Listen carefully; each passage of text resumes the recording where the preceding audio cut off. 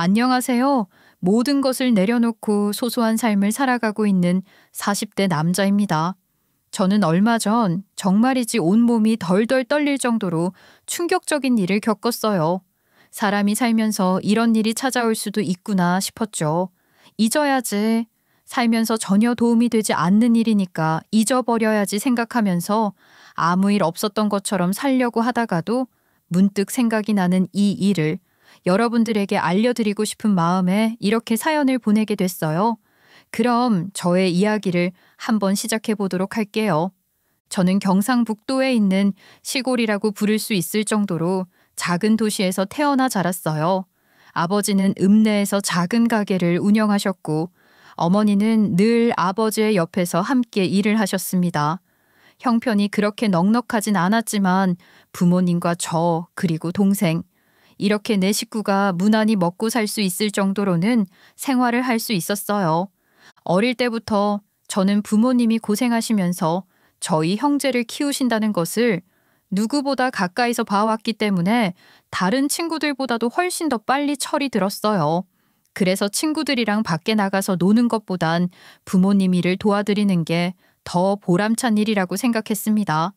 그래서 하교를 하고 나면 아버지 가게에서 물건을 정리하거나 계산을 돕곤 했고 중학교에 올라가서는 남동생을 돌보는 것도 자연스럽게 제 몫이 됐어요. 하지만 저는 일말의 불만도 없었습니다. 부모님을 제외하고 제가 아니면 이 일을 할 사람은 없다고 생각했거든요. 가끔은 친구들이 같이 놀다 가자고 유혹을 하기도 했지만 그럴 때마다 저는 단호하게 유혹의 손길을 뿌리쳤어요. 놀고 싶은 생각은 없었냐고요? 그 어린 마음에 왜 없었겠어요? 하지만 저는 그보다 더 중요한 것들이 있다고 생각하는 사람이었기에 단호하게 거절을 할 수 있었습니다.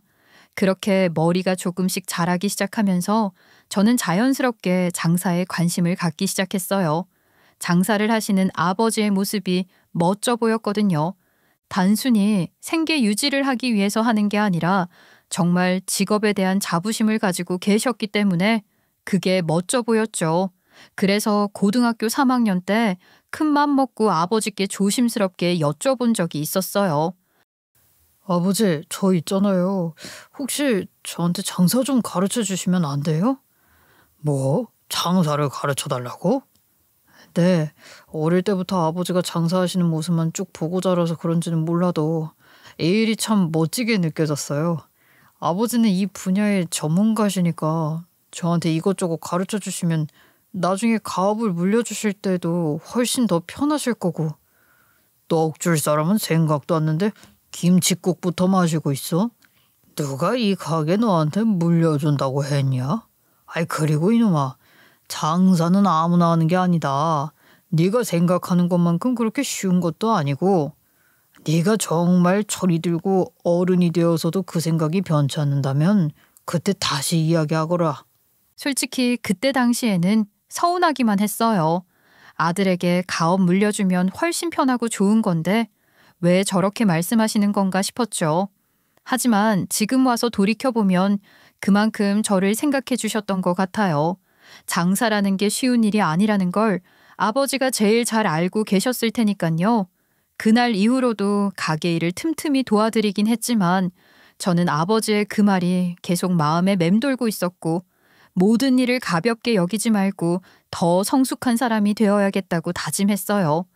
그렇게 저는 고등학교를 졸업하고 서울의 중위권 대학교의 경영학과에 입학하게 되었어요. 좁은 시골을 떠나 완벽한 대도시에서의 삶은 낯설음 투성이었습니다. 꼭 시골쥐가 상경해서 길을 잃어버린 것 같았다고나 할까요? 게다가 살아남는 것도 아주 치열했어요. 그래서 등록금과 생활비를 마련하기 위해 편의점 야간 근무부터 시작해서 물류센터 상하차, 과외, 카페 아르바이트 등 안 해본 일이 없었습니다. 어떤 날에는 두 가지 일을 한 번에 해야 할 때도 있어서 잠을 자기 위해 수업을 종종 빼먹곤 했어요. 어느 날에는 편의점 사장님이 제게 이러시더라고요.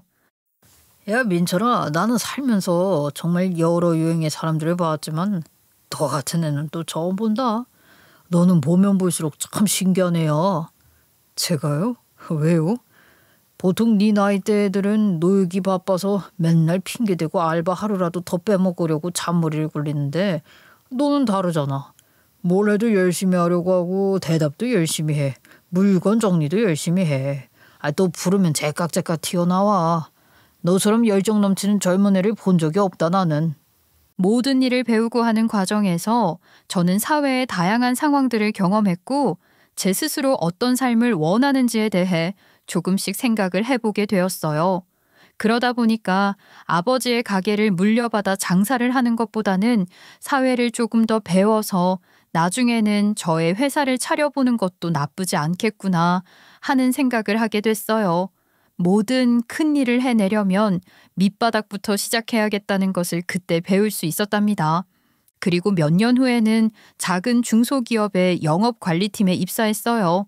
아르바이트가 아닌 정식 회사 생활은 낯선 것 투성이었습니다. 처음 하는 일이었기에 어려운 것들도 너무나 많았어요. 하지만 저를 믿고 뽑아주신 분들의 기대에 부응하기 위해서 남들이 일찍 퇴근을 할 때 조금이라도 더 뭔가를 배우고 익히려고 애썼고 남들보다 더 노력해서 실적이 부진한 거래처는 제가 직접 찾아가서 고객까지 조아려 가며 신뢰를 쌓기 위해 발로 뛰었어요. 솔직히 이제 막 입사를 한 신입사원이 이런 일을 도맡아 한다는 건 정말 쉽지 않은 일이라는 걸 다들 잘 알고 계실 거예요. 하지만 저는 힘든 일을 한다라는 생각 대신 하나라도 더 배운다라는 생각으로 몸을 던진 것이었어요.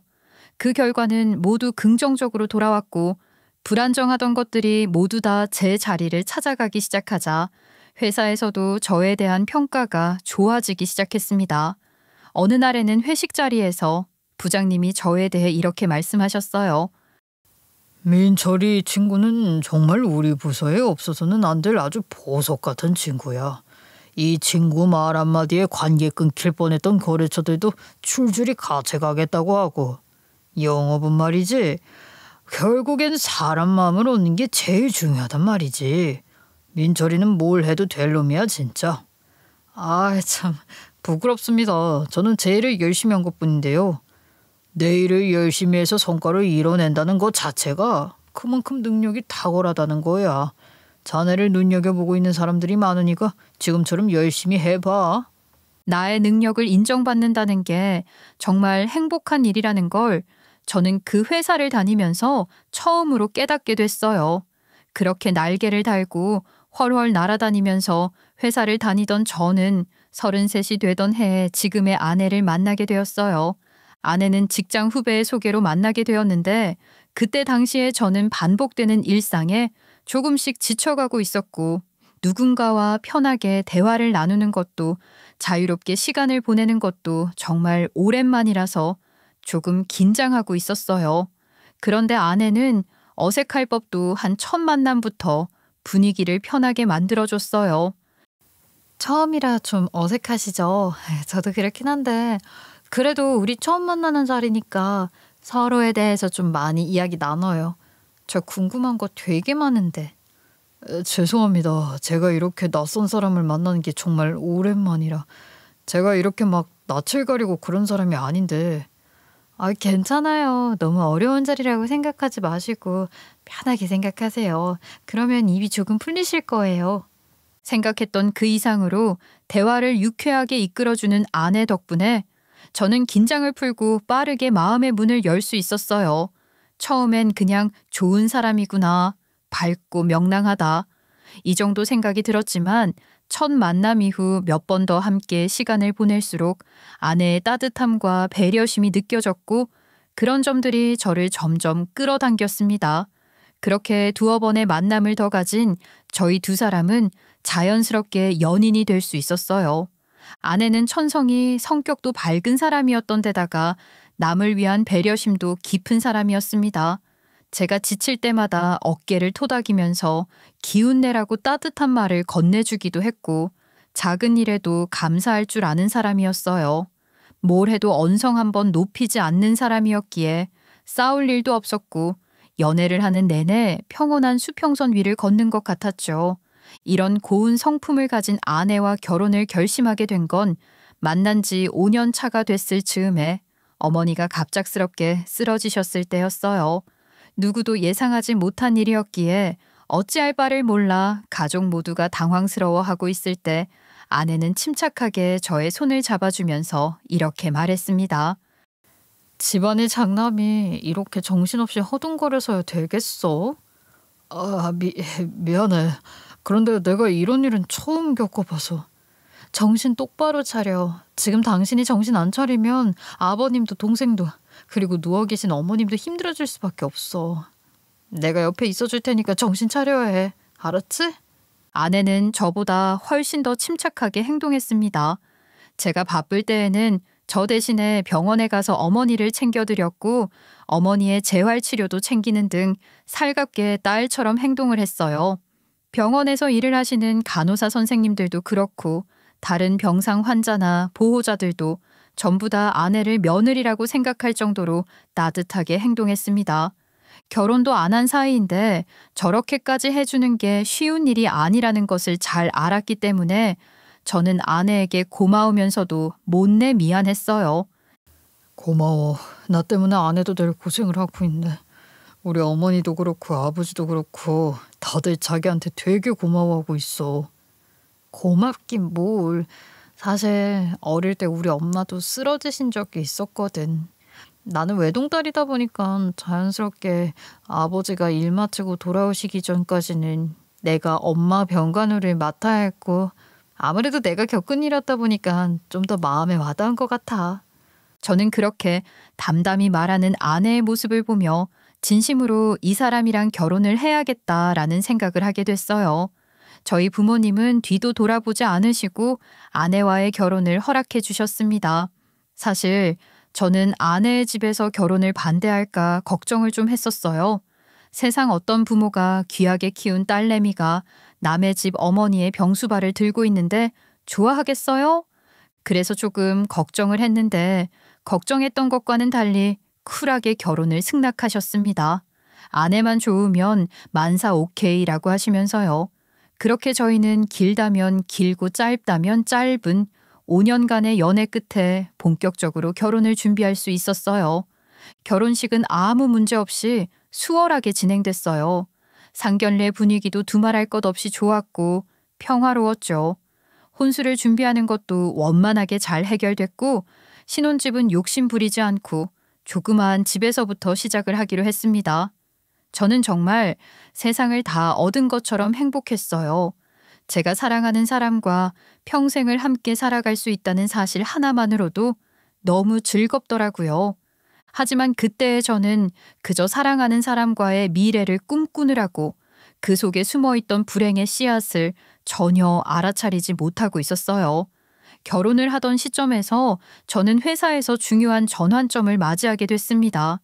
그동안 저는 회사에서 영업 업무를 중심으로 꾸준히 눈에 띄는 성과를 쌓아왔고 모든 결과가 좋았기 때문에 전 직원들에게 일 잘하는 사람으로 눈도장을 찍을 수 있었죠. 그런데 어느 날 이사님이 조용히 저를 부르시더니 이런 말씀을 하시더군요. 자네 혹시 대표님 사임하신다는 소식 들었어? 네, 대표님이요? 아니 갑자기 왜요? 무슨 일 있으세요? 대표님이 원래 지병이 좀 있으셨어. 이건 다른 사람들은 모르고 우리끼리만 아는 사실이었는데 최근에 그 지병이 악화되면서 치료를 받으면서 요양을 하시기로 결정을 했네. 그래서 새로운 대표를 차출해야 하는데 우리 임원진들 사이에서는 자네가 딱 적임자라는 이야기가 나오고 있는 중이야. 자네는 어떻게 생각하나? 그게 무슨 말씀이세요? 이사님이 안 하시고 저한테 대표 자리를 넘겨주시겠다고요? 본디 대표직이라는 거는 일 잘하고 야무지고 패기 넘치는 사람이 어울리는 법이야. 나는 이미 이빨 빠진 호랑이가 다 되어버렸지 않나. 그래서 여러 사람들을 후보로 두고 유심히 살폈는데 아무리 생각해도 자네만한 인재가 없는 것 같더라고. 또 자네가 경영학을 전공했다면서. 그러면 회사 돌아가는 구조 같은 것도 당연히 조금은 알 테니 인수인계를 아는데도 오래 시간이 걸리지 않을 테고. 어떤가? 한번 해보겠어? 이 제안을 들었을 때에는 머리가 하얘지는 것 같았습니다. 솔직히 학교에서 경영학을 전공하긴 했지만 그건 어디까지나 이론적인 부분들만 공부를 한 것이었고 제가 정말 그 중요한 자리를 맡을 수 있을지에 대한 자신이 없었어요.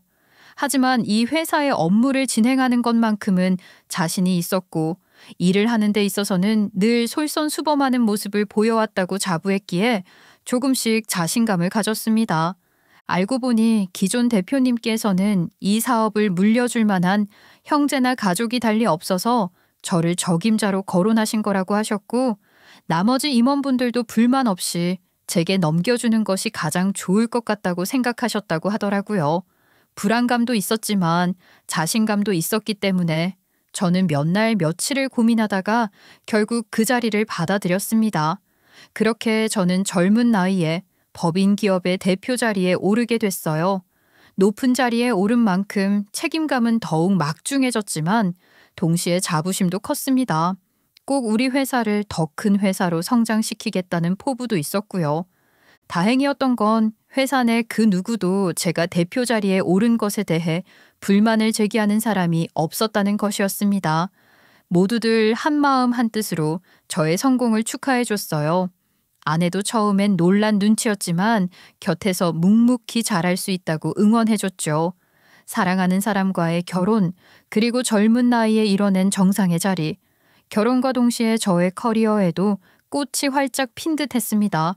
원래 대표라는 자리에 오르게 되면 바빠지면서 가정에 소홀해진다고들 하지만 저는 절대 그런 남편이 되지 않겠다고 스스로에게도 아내에게도 굳게 다짐했어요. 그래서 평일에는 바쁘게 일을 했고 일을 쉬는 주말이면 만사 다 제쳐두고서 아내와 맛집을 다니거나 드라이브를 하며 소소하고 행복한 시간을 보내려고 노력했습니다.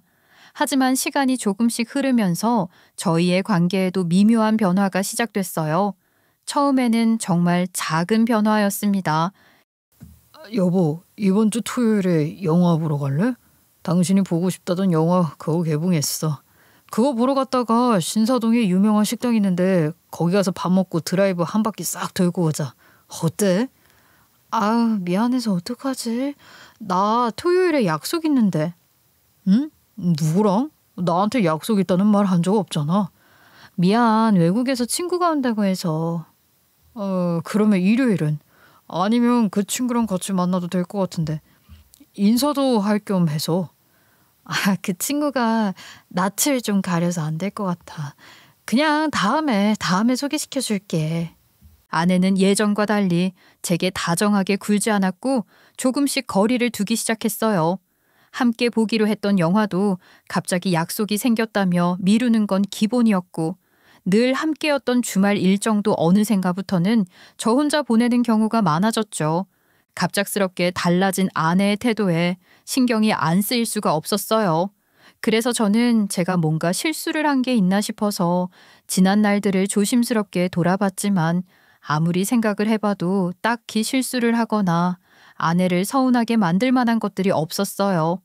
제가 이런 고뇌에 빠져 있는 동안 아내는 더더욱 밖으로 나돌기 시작했고 저와 더더욱 벽을 두기 시작했어요. 그리고 어느 날은 평소보다 일이 일찍 마무리가 되어서 조금 빨리 귀가를 하게 됐어요.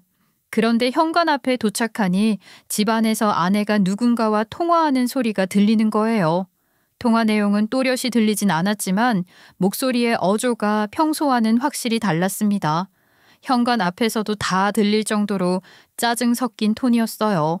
아내와 사는 동안 한 번도 들어보지 못한 목소리에 미묘한 이질감까지 들기 시작했습니다. 그리고 제가 집 안으로 들어가자마자 아내는 황급히 전화를 끊어버리더니만 놀란 표정으로 저를 보며 어색한 표정을 지어 보였어요. 뭐야? 퇴근 시간도 아닌데 되게 일찍 왔네. 오늘 일찍 퇴근했어? 전화를 하지. 밥 준비했을 텐데. 오늘은 일이 좀 일찍 마무리가 돼서. 그런데 아까 누구랑 통화한 거야? 안 좋은 일 있는 것 같던데. 그리고 왜 그렇게 황급히 끊어? 그냥 별거 아니니까 신경 쓰지 마라. 친구야, 친구.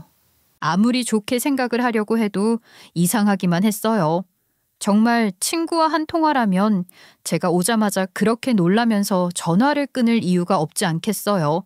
게다가 친구랑 통화를 한 거라면서 그렇게 짜증 섞인 목소리로 통화를 한 것도 이상하고 그날 이후로 저는 점점 아내가 뭔가를 숨기고 있다는 생각을 떨칠 수가 없었어요. 괜히 찝찝한 기분에 사로잡혔고 머릿속에는 하루 온종일 엄한 상상들이 맴돌기 시작했어요. 이런저런 잡생각이 꼬리에 꼬리를 물고 이어져 버리는 탓에 잠도 제대로 들지 못했고 그로 인해 업무도 제대로 보지 못했어요. 그런 저를 보면서 회사 사람들은 제게 무슨 일이 있느냐고 물었고 이렇게 소가리를 하면서 살 바에야 차라리 회사 동료들에게 털어놓자 싶은 마음에 슬쩍 이야기를 꺼내봤어요. 그런데 예상했던 거랑은 달리 다들 대수롭지 않게 넘기더라고요. 여자들은 원래 결혼 후에 그렇게 변하는 거라면서 너무 예민하게 생각하지 말라고요. 또 어떤 직원은 뜬금없이 제게 영양제 하나를 챙겨주며 이렇게 말을 하는 겁니다. 대표님, 이거 남자 힘에 도움되는 영양제입니다. 이거 꾸준히 드시고 관계 회복 한번 해보세요. 혹시 압니까? 결혼 전보다 훨씬 더 뜨거워질지. 그런 문제는 아닌 것 같은데 일단은 주는 거니까 고맙게 잘 챙겨 먹을게. 직원의 말은 농담 반, 진담 반으로 들렸지만 그래도 이렇게 챙겨주는 마음이 고마워서 저는 영양제를 받았고 그날부터 매일같이 꼬박꼬박 챙겨 먹기 시작했어요. 원래 이런 걸 잘 챙겨 먹는 타입은 아니었지만 선물해준 사람의 마음을 생각해서라도 꾸준히 챙겨 먹었죠.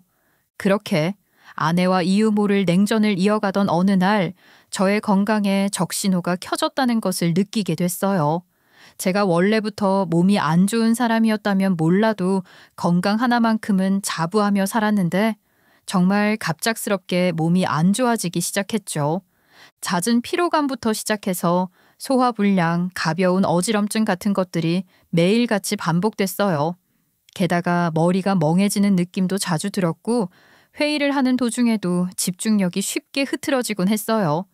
누구보다 건강에는 자신 있었던 터라 건강의 변화가 더욱 이상하게 느껴졌고 이런 문제가 하루 이틀이 아니라 계속해서 지속되자 결국 저는 종합병원으로 찾아가 건강검진을 받았어요. 그런데 이상 증상을 느낀 것이 무색할 정도로 검사 결과는 정상이었습니다. 딱히 문제가 되는 수치는 없지만 위장장애 소견이 조금 있다는 정도였어요. 의사 선생님은 스트레스 때문일 수 있다며 위장약을 처방해줬고 저도 요즘 너무 예민했던 탓이라 여기면서 약도 잘 챙겨 먹었고 또 영양제도 꾸준히 챙겨 먹었습니다. 그러던 어느 날 뜬금없이 아내가 영양제 통을 보며 이렇게 물어보더군요. 여보, 이 영양제 어디서 났어? 이거 누가 준 거야? 우리 회사 직원이 준 거야. 나 기력 없어 보인다고 힘 좀 내라고. 우리 결혼식장에도 왔었는데 당신도 아마 봤을걸, 용석 씨라고. 그래? 난 또 못 보던 거라 뭔가 했지. 원래 회사 들고 가서 먹던 건데 내가 깜빡하고 위에 올려뒀나 봐. 아내는 그 말을 듣고 조용히 고개를 끄덕였습니다. 그런데 다음 날 출근 전에 영양제를 챙기려고 보니 통이 감쪽같이 사라져 있는 거예요. 어디 다른 곳에다가 둔 기억도 없고 제자리에 가만히 올려뒀는데 이게 대체 어디로 간 건지 아무리 찾아도 보이질 않더라고요. 혹시 무의식에 다른 곳에다가 뒀나 싶어서 안방 서랍, 아내의 화장대, 제 가방까지 다 뒤져봤지만 영양제는 나오지 않았습니다.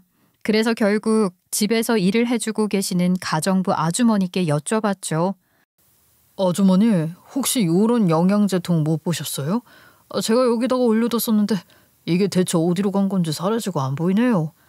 아이고, 이를 어째. 제가 아까 전에 청소를 하다가 실수로 쓰레기 봉투에 넣었나 봐요. 죄송해요. 너무 가벼워서 빈통인 줄 알고. 아니, 그걸 마음대로 막 버리시면 어떡해요. 다음부터는 저한테 꼭 한 번이라도 물어보고 처리해 주시면 감사하겠습니다. 네, 사장님. 조심할게요. 뭔가 이상하다는 생각이 들기는 했지만 아주머니도 사과를 하셨고 하니 그냥 넘기기로 했어요. 영양제야 제 돈 주고 같은 제품을 다시 사 먹으면 되는 일이었으니까요. 그리고 며칠 후 저는 직원이 선물해줬던 영양제를 다시 인터넷으로 주문한 다음 가방 안에 넣어 다니며 하루에 2번씩 꼬박꼬박 챙겨 먹기 시작했어요. 몸 상태는 아직 완전히 회복된 건 아니었지만 기분 탓인지 영양제를 먹으면 조금이나마 나아지는 듯한 기분이 들었습니다. 그러던 어느 날 여느 때와 같이 출근을 하던 중 뭔가 빼먹은 것 같은 느낌이 드는 거예요. 뭐지, 뭘 빼먹은 거지? 한참 동안 고민을 하던 저는 뒤늦게 가방을 집에 놓고 온 것을 깨달았습니다. 평소 같으면 가방 정도야 뭐 놓고 와도 상관은 없었지만 하필 그날은 중요한 회의가 있는 날이었어요.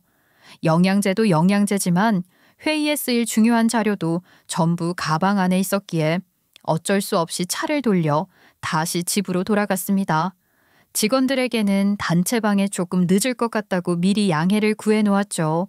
조심스럽게 집 안으로 들어가서 곧바로 안방으로 향하려는데 주방 쪽에서 뭔가 수상한 기척이 느껴지는 거예요.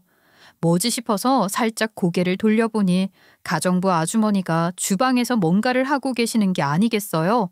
그런데 이상하게도 제가 먹는 영양제를 손에 쥐고 계셨고 그 안에 뭔가 하얀 가루 같은 걸 조심스레 뿌리고 있는 거예요. 저는 그 모습을 보고 순간 얼어붙어 버리고 말았습니다. 대체 뭘 하시는 건지 이해가 가질 않았죠. 애초에 영양제를 들고 있는 것 자체가 제 가방에 손을 댔다는 것이었기 때문에 망설임 없이 곧바로 다가가 아주머니를 붙잡고 소리쳤습니다. 아주머니 지금 뭐 하시는 겁니까? 그 영양제 제 가방 안에 들어있던 건데 제 가방을 뒤지신 거예요? 아이고, 어머나 사장님, 출근하신 거 아니셨어요? 저 크게 가방 놓고 와서 다시 돌아왔는데 이런 광경을 보게 될 줄은 꿈에도 몰랐네요. 지금 제 영양제에다가 뭘 뿌리시는 겁니까? 그리고 남의 가방은 또 왜 뒤지신 건데요? 어디 한번 얘기나 들어봅시다. 아유, 죄송해요 사장님. 정말 죄송해요. 제가 그러고 싶어서 그런 건 아니고, 아유, 사모님께서 이렇게 하면 저한테 사목을 주시겠다고 하셨어요. 제가 큰 실수를 했어요. 죽을 죄를 지었어요. 정말 죄송합니다. 면목이 없어요 사장님. 뭐라고요? 그러니까 제 와이프가 이렇게 하면 3억을 주겠다고 했다고요? 네, 전에 사장님 영양제 버린 것도 사모님께서 그렇게 하라고 시키셔서 그런 거예요. 저는 그저 시키는 대로만 했을 뿐이에요. 대체 이게 무슨 상황인지 제대로 상황 파악조차 되지 않았어요. 아내가 왜 아주머니에게 이런 걸 시켰는지 3억이라는 거액을 왜 주겠다고 한 건지 납득이 안 가더군요. 저는 이 일을 통해서 아내에게 뭔가 말 못할 비밀이 있다는 것을 확신했고 그날 밤 퇴근 후 아내가 잠든 틈을 타 조심스럽게 거실에 조그마한 홈캠을 설치했어요.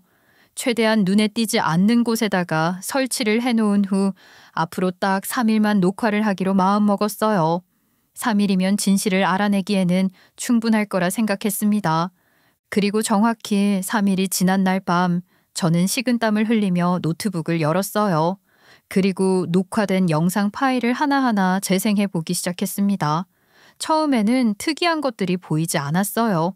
평소처럼 텔레비전을 보고 휴대폰을 만지작거리는 아내의 모습, 그리고 분주하게 집안일을 하시는 가정부 아주머니만이 찍혀 있을 뿐이었죠. 하지만 그 다음 날 새벽에 촬영된 것에서 이상한 것을 발견했습니다. 아내는 계속 거실을 왔다 갔다 하며 불안한 모습을 보였고 휴대폰을 들어 전화를 받더니 낮은 목소리로 누군가와 통화를 하기 시작했어요. 다행히 음성도 녹음되는 카메라였기에 저는 집중해서 아내의 목소리에 귀를 기울였습니다. 그런데 그 안에서 들려오는 음성은 충격적이었어요. 당신이 도대체 뭔데 나한테 이래라 저래라 하는 거냐 라는 말부터 시작해서 한 번만 더 연락을 한다면 그땐 나도 가만히 있지 않을 거다. 나 좀 그만 괴롭혀라 라는 말까지. 정확한 상황은 알 수 없었고 전화를 걸어온 상대도 누군지 알 수 없었지만 아내에게 좋지 않은 일이 일어나고 있다는 사실 하나만큼은 확실했어요. 모든 것을 확인한 저는 다음 날 날이 밝자마자 조심스럽게 아내를 불러 물었습니다. 솔직하게 말할게. 나 당신 몰래 거실에 홈캠 설치해놨어. 3일 동안 녹화했고 오늘 새벽에 그 안에 녹음된 내용들 다 확인했는데 당신이 다른 사람이랑 통화하는 내용을 듣게 됐어. 당신 무슨 일 있지? 솔직하게 말해줘. 나한테는 그래도 되는 거잖아. 다 들은 거야? 처음부터 끝까지 다? 한 번만 더 연락하면 가만히 안 있겠다는 말까지 들었어. 누가 당신을 괴롭히고 있어? 어떤 사람이야? 누군데? 아는 사람이야? 아내는 놀란 눈빛으로 저를 바라보았고 이내 눈동자가 흔들리더니 천천히 고개를 숙였어요. 그리고 마치 모든 걸 털어놓겠다고 마음을 먹은 듯 깊게 숨을 한번 내쉬고서는 조심스럽게 입을 열었습니다. 아내의 말을 요약하자면 저에게 영양제를 선물했던 회사 직원이 사실은 아내의 전 남자친구였다는 것. 그는 한때 아내를 정신적, 신체적으로 극한의 한계에 도달할 때까지 몰아붙였던 사람이었다고 하더군요. 아내는 3년이라는 시간 동안 그의 굴레 속에서 도망칠 수 없었고 이별을 통보할 용기조차 내지 못했다고 했어요. 혹시나 자신이나 장인어른 장모님이 엄한 일을 당할까봐 두려워서 말이죠. 어느 날에는 너무 괴로워서 헤어지자고도 해봤는데 말이 안 통하더라고. 그런데 어느 날 그 사람이 그러는 거야. 나한테 1,000만 원이라는 돈을 주면 순순히 깔끔하게 정리를 해주겠다고. 무슨 그런 정신 나간. 그래서 난 어떻게든 그 인간의 손에서 벗어나고 싶어서 있는 돈 없는 돈 싹싹 긁어서 그놈한테 다 줘버렸어. 그랬더니 정말 나랑 연애 정리해 주더라고. 그렇게 겨우 그놈에 대한 기억을 잊고 살았는데 우리 결혼식장에서 다시 만나게 될 거라고는 상상도 못했어 정말. 그렇게 결혼식 날부터 시작해서 그놈의 협박이 이어지고 있었던 겁니다. 당장 저랑 이혼하지 않으면 저에게 직접적으로 해를 끼치겠다는 협박부터 시작해서 제가 운영하는 회사까지 나락으로 떨어뜨리겠다는 위협까지. 아내는 그 협박들을 고스란히 삼켜가며 매일을 불안 속에서 살아왔고 그 사실을 제게 차마 말하지 못했던 이유는 제가 충격을 받고 상처를 받을까봐 걱정이 됐고 무엇보다 회사에 피해가 갈까 걱정을 했기 때문이었다고 하더군요. 그리고 그놈이 제게 선물했던 영양제는 단순히 건강보조식품 기능을 하는 것이 아니었습니다. 건강을 악화시키는 성분이 들어있는 약이었고 그걸 눈치챈 아내가 일부러 약을 버렸던 거였어요. 그리고 며칠 지나지 않아 같은 브랜드의 영양제가 집에 도착한 것을 보고서는 혹시나 싶은 마음에 쓴맛이 나는 가루를 뿌려뒀대요. 제가 먹고 바로 뱉어버리기를 바랐던 거죠. 그러면 왜 그동안 혼자서만 끙끙 앓고 있었던 거야, 속상하게. 나는 괜히 당신을 의심하고 있었잖아. 내가 뭐 잘못한 게 있는 건 아닌가, 아니면 당신 마음이 식은 건 아닌가 하고. 당신이랑 그 사람이 같은 회사에 다니고 있잖아. 당신 직속 부하 직원이기도 하고. 당신이 그 사실을 알게 된다면 아무리 생각해도 좋을 게 없을 것 같았어. 그래서 나 혼자 해결하려고 했던 거야. 나 혼자서도 해결을 할 수 있을 줄 알았고. 그런데 역부족이더라. 미안해. 일을 이렇게까지 만들어서. 어디선가 이런 이야기를 들은 적이 있어요. 이런 일을 겪은 피해자들은 동일한 상황이 왔을 때 이전에 겪었던 일에 대한 공포심과 두려움으로 인해 제대로 된 판단을 하지 못하고 이전과 동일한 혹은 더한 피해를 겪고 나서야 누군가의 도움을 받게 된다는 이야기. 저는 그 말을 아내를 통해 제대로 알게 됐어요. 마지막으로 하나만 물어볼게. 가정부 아주머니께 드리겠다고 했던 3억. 그 3억은 대체 무슨 말이야? 당신한테 3억이 어딨어? 예전에 외할머니가 돌아가셨을 때 나한테 유산을 조금 남겨주셨어. 날 굉장히 예뻐하셨었거든. 그래서 나는 그 돈을 지금까지 살아오면서 한 번도 손대지 않고 모아뒀어. 그리고 내가 일하면서 모았던 적금도 있었고 있는 걸 다 털어서 아주머니에게 드리려고 했던 거야. 그렇게라도 해야 당신을 지킬 수 있을 것 같아서. 아내의 이야기를 모두 들은 저는 말 그대로 충격에 휩싸였어요. 누구보다 가까운 관계였음에도 불구하고 저는 아내의 내면에 그런 지독스러운 고통이 숨어 있었을 거라곤 단 한순간도 생각해 본 적이 없었거든요. 겉으로는 아무렇지 않은 척 웃고 다정한 말투로 저를 챙겨주던 아내였는데 인생에서 걸러내야 할 놈 하나 때문에 하루하루를 공포 속에서 살아가고 있었다니 그 사실 하나만으로도 가슴이 무너지는 듯 했어요. 괴로워도 내색 한 번 하지 않고 묵묵히 저를 지켜주려 했던 아내 모습에 너무도 미안한 마음이 들었고 한편으로는 너무 착한 아내가 미련하게 느껴지기도 했어요. 조금 더 아내에게 무슨 일이 있는지 살펴보기라도 했으면 일이 여기까지 오지는 않을 수도 있었겠다는 생각에 자책감까지 몰려오더라고요. 아내의 이야기를 모두 듣고 나서야 생각이 나더군요. 아내의 전 남자친구라던 그놈. 결혼식장에서 아내를 봤을 때부터 어딘가 불쾌했던 시선부터 시작해서 회식 자리에서도 괜히 제 옆으로 친한 척 다가와서는 본인도 술을 마셨음에도 불구하고 대리 부르지 말고 자기가 직접 집까지 운전을 해서 데려다 주겠다고 했던 말까지. 애초에 친한 사이도 아니었는데 저한테 남성의 에너지를 들먹이면서 제게 영양제를 건네준 것도 이제야 무슨 의도를 가지고 준 건지 이해를 할 수 있었어요. 호의라고 생각하고 고마운 마음으로 먹었었는데 저를 해하기 위한 목적으로 준 거였다니 정말 기가 막혔습니다. 어쨌든 모든 진실을 알게 된 이상 이 일을 묵과하고 있을 수만은 없었어요. 우선 이제 일을 알게 됐으니까 당신한테 먼저 사과를 할게. 그동안 오해해서 미안해. 그리고 내가 알게 된 이상 절대로 그냥 넘어갈 수는 없어. 당신도 더 이상 이렇게 사는 거 원치 않잖아. 그렇지? 조금도 원하지 않아. 난 좀 편해졌으면 좋겠어. 그놈으로부터 완전히 벗어나고 싶고 경찰에 신고도 하고 싶고 협박으로부터 자유로워지고 싶어. 나 너무 불안하고 무서워, 여보. 이제 걱정하지 마. 나랑 천천히 일 해결해 보자.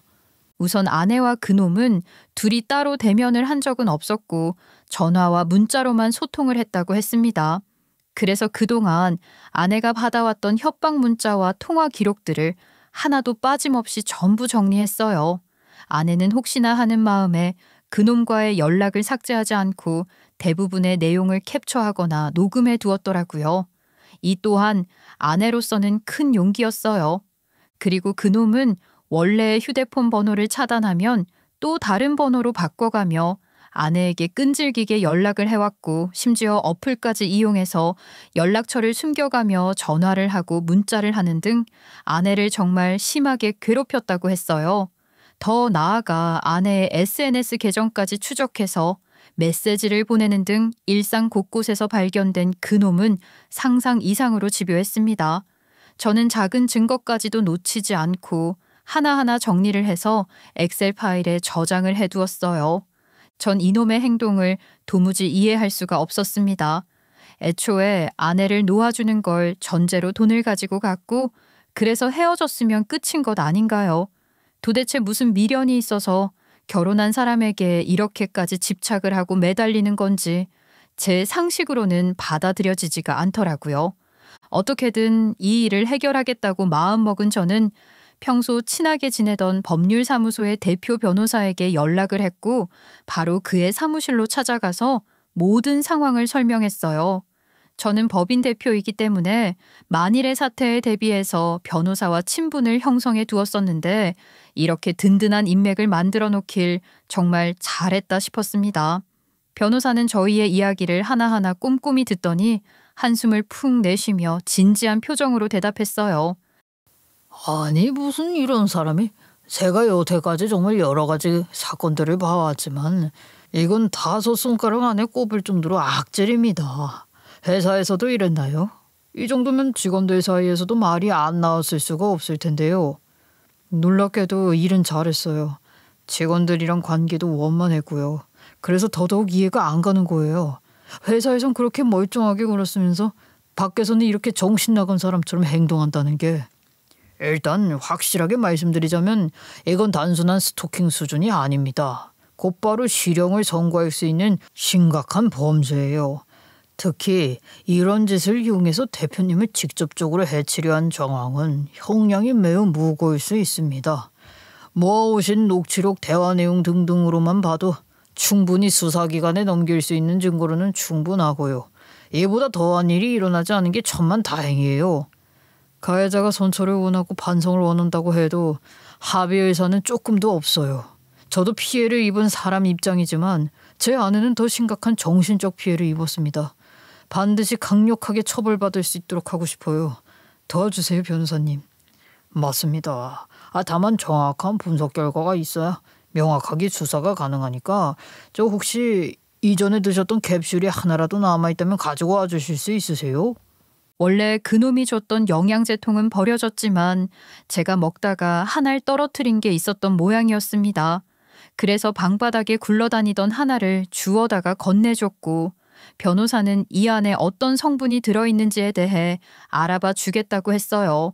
빼도 박도 못할 증거가 있어야 혐의를 추가해서 신고를 하기도 쉬우니까 말이죠. 사람 일이라는 건 알다가도 모를 일이었습니다. 다른 건 몰라도 회사 일 하나만큼은 확실히 잘하는 직원이었는데 이런 짓을 저지르고 있었을 거라고 누가 생각이나 했겠어요? 약의 성분을 확인하기까지는 일주일이라는 시간이 걸린다고 했고 그 일주일 동안 저는 회사 업무에서 잠시 물러났습니다. 제 상황으로는 회사에 출근해서 업무를 보는 것 자체가 불가능하다고 판단했거든요. 그리고 괜한 소문이 돌거나 직원들 사이에 불필요한 이야기가 퍼지면 곤란했기 때문에 사내 공지를 통해 개인적인 문제로 인해 일정 기간 자리를 비우게 되었다고 밝혔고 제가 하던 업무는 부대표가 대신 맡도록 조정을 해두었습니다. 그리고 정확히 일주일 뒤 그 영양제의 성분을 분석한 결과표가 변호사 사무실로 도착했어요. 그 결과는 가히 충격적이었습니다. 여기 보시면 승인되지 않은 성분들이 대량으로 함유되어 있다는 게 나와 있어요. 그러니까 온갖 것들을 다 섞어서 만든 거예요. 겉으로 보기에는 영양제 같아 보이지만 건강상으로는 치명적인 영향을 미칠 수 있는 것이었다는 거죠. 장기 복용 시 위장 내벽의 출혈과 손상을 일으킬 수 있는 성분부터 시작해 중추신경계 교란 작용을 일으킨 성분까지. 그럼 결론적으로 저한테 해를 입히기 위해서 만들어진 거라는 게 확실한 거네요. 그렇죠. 네, 맞아요. 그리고 실제로 이 영양제 자체는 이런 성분들이 조금 더 들어가 있지 않은 걸로 봐서 더더욱 정황이 뚜렷하죠. 이제라도 이 사실을 알게 돼서 정말 다행입니다. 하마터면 정말 큰일 나실 뻔했어요, 대표님. 곧바로 수사 시작했으면 좋겠어요. 저희 도와주실 수 있을까요? 물론이죠. 제가 판결 날 때까지 최선을 다해 돕겠습니다. 태연한 척 행동했지만 속으로는 화가 치밀어 올랐습니다. 그 성분표를 확인하고 나서야 저는 모든 퍼즐이 맞춰졌다는 느낌을 받았어요. 건강하던 제 몸이 왜 그렇게 천천히 망가졌는지, 술도 마시지 않았는데 위장에 왜 문제가 생긴 건지 확실히 알게 된 후에는 더 미룰 수 없다고 판단해서 변호사와 그리고 아내와 함께 증거 자료를 들고 경찰서로 향했어요. 진실을 밝히고 정의를 되찾기 위해, 그리고 이 악몽의 고리를 끊어내버리기 위해서요. 경찰서에 도착한 저희는 곧바로 고소장을 작성해서 제출했고 담당 수사관은 아주 진지한 표정으로 저희가 작성한 고소장과 증거들을 확인했습니다. 저희는 약물을 분석한 결과지와 아내와 그놈의 통화 녹음, 메시지 캡처 등 하나도 빠짐없이 모든 것들을 증거로 제출했어요. 수사관은 사안의 심각성을 고려해서 즉시 수사에 착수했습니다. 그날 아내는 수사관 앞에서 처음으로 울음을 터뜨렸어요. 여태까지 아내와 연애를 하고 결혼을 하면서 사는 동안 한 번도 아내의 눈물을 본 적이 없었는데 서럽게 우는 모습을 보니 가슴이 박박 찢겨져 나가는 것 같았죠. 하지만 저는 아내의 손을 꼭 잡아주면서 이렇게 말했습니다. 여보, 그동안 혼자서 이 일 겪는다고 많이 힘들었지? 미안해.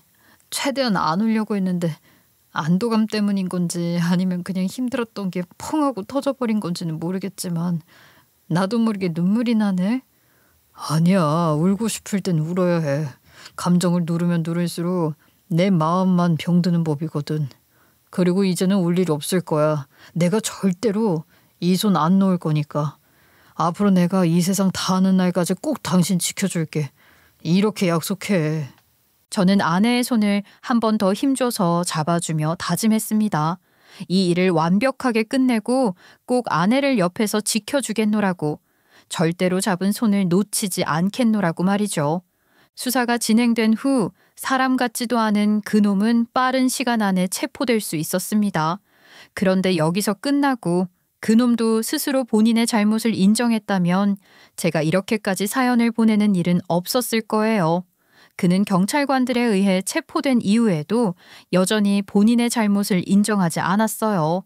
조사실에서도 뻔뻔하게 고개를 들고 자기는 가해자가 아니라 피해자라고 주장을 했다고 하더군요.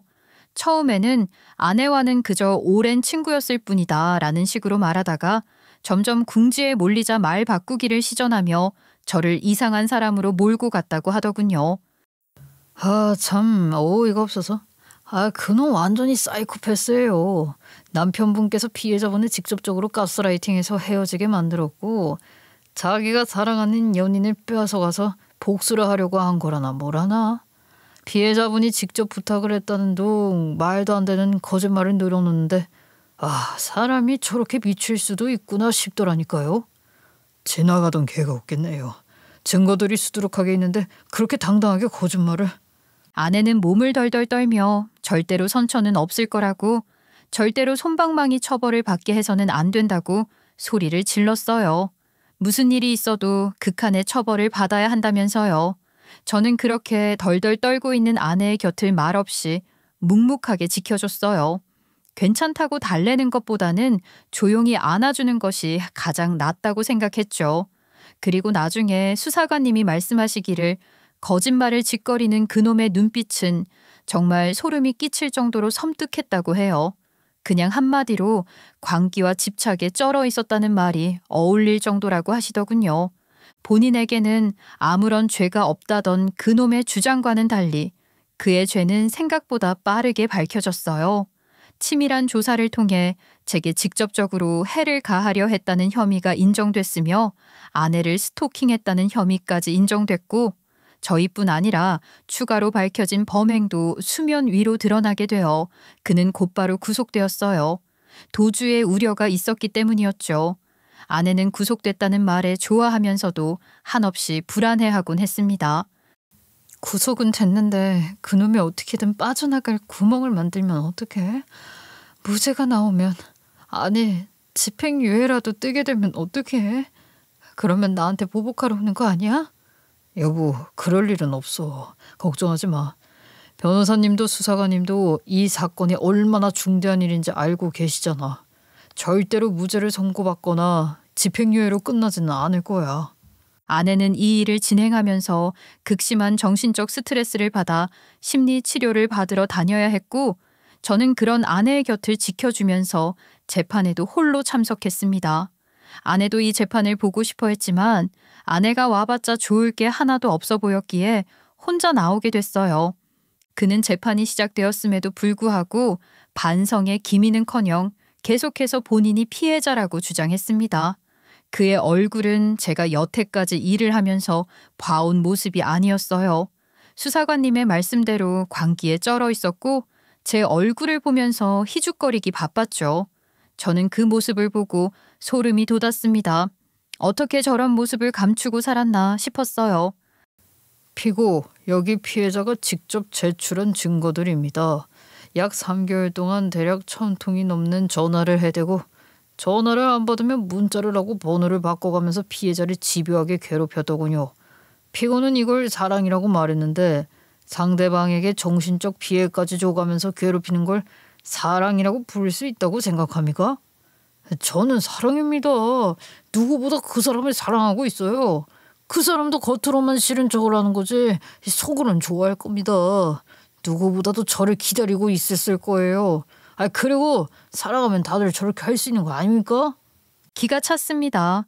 아내는 소름 끼치도록 싫어했던 그 행동을 사랑이라는 이름으로 뒤덮어버리는 그놈의 행태에 주먹이 절로 쥐어졌어요.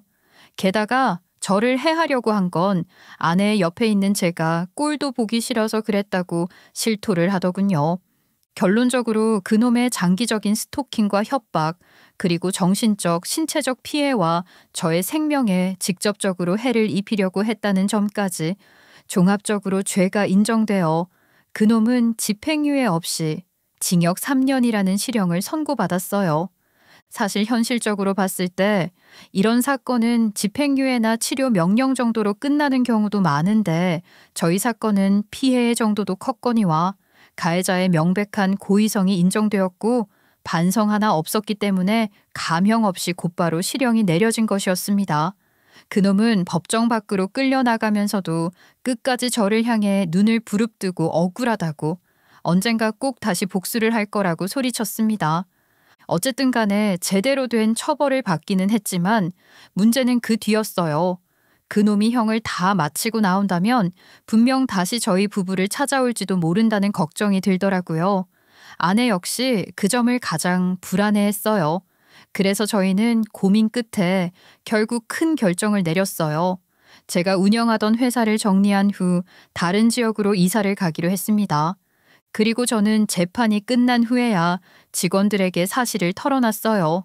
많은 사람들이 그 사실에 굉장히 놀랐고 믿기 힘들어 했지만 모든 직원들이 저의 용기에 박수를 보내줬어요. 그렇게 저는 대표직을 내려놓고 믿을 만한 분께 회사를 위임한 다음 마지막 인사를 한 뒤 회사를 떠나 아주 멀리 연고 하나 없는 시골로 아내와 함께 이사를 가게 됐어요. 그리고 이사를 가기 전 이 사건을 제대로 알 수 있게 해준 가정부 아주머니께도 약속했던 돈을 드렸어요. 아이고 세상에 사장님 이 돈 안 주셔도 돼요. 큰일을 겪으셨는데 이 돈을 저한테 주시다니요. 말도 안 되는 일이에요. 더 두세요. 아니요, 아주머니. 그동안 저희 집에서 열심히 일해주신 보답이라고 생각하고 받아주세요. 그리고 아주머니가 그날 남편에게 그 모습을 들키지 않았다면 아마 저는 계속해서 그 인간에게 괴롭힘을 당하고 있을지도 몰라요. 맞아요. 감사의 의미로 드리는 거니까 꼭 받아주세요. 퇴직금이라고 생각하시면 더 좋고요. 결국 아주머니는 끝까지 돈을 받지 않겠다고 하시다가 못 이기는 척 돈을 받아주셨습니다. 그렇게 저희 부부는 가벼운 마음으로 그곳을 떠나 조용한 곳에 정착하게 됐어요. 시간이 지난 지금 저는 이곳에서 새로운 장사를 할 계획을 세우고 있고 아내는 정원에서 조그맣게 텃밭을 가꾸며 상처받은 마음을 치료하고 있어요. 양가 부모님들 말고는 저희가 어디로 이사를 왔는지도 알리지 않았기에 그놈이 출소를 하고 나서도 찾아올 걱정은 하지 않아도 돼서 이전보다는 마음이 편합니다. 이 사연을 읽는 분들께 꼭 전하고 싶은 말이 있어요. 혹시 지금 누군가에게 말하지 못할 고민이 있다면 부디 혼자 감당하지 말라고 이야기를 해드리고 싶습니다. 꼭 용기를 내어 주변에 도움을 요청하세요. 누군가는 당신의 이야기를 듣고 손을 내밀어 줄지도 몰라요. 저의 사연을 들어주신 많은 분들이 용기를 조금이라도 얻으셨기를 바라며 사연을 마치도록 하겠습니다. 감사합니다.